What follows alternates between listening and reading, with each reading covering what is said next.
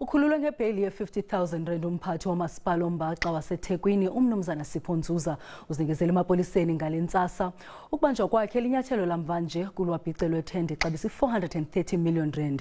Abanye abajongene nezityholo ngaleTender ngowayesakuba ngusodolophu unkosikazi Zandile Gumede nabanye osomashishini. Ekugcineni uSipho Nzuza uboshiwe njengoba abalandeli bawayeyimeya uZandile Gumede babethi akaboshwe naye. Ubhekene necala lokukhwabanisa, ukushintshisana ngemali okungekho emthethweni, ukuphula umthetho olawula ukuphathwa kwezimali komasipala.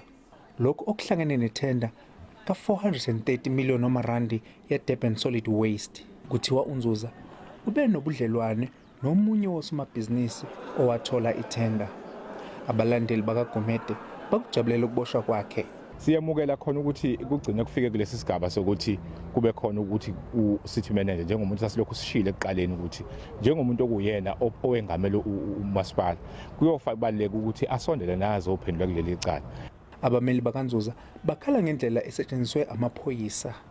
Kuyihlazwana ukuthi la bekuyibona kufanele ukuthi baphakamise umthetho batholakala besolwa ngale behavior yokuthi umuntu onommeli wakho ommele ungacelwa through yena izinto. Estatementeni osithumele abezindaba, umasipala uqinisekisa izakhamizi ukuthi ukuboshwa kwemenenja ngeke kuphazamise ukuhanjiswa kwezidingo. uNzuza uzobuyela enkantolo zengu-16 ku-April. Londi Khadebe, SABC News, eThekwini.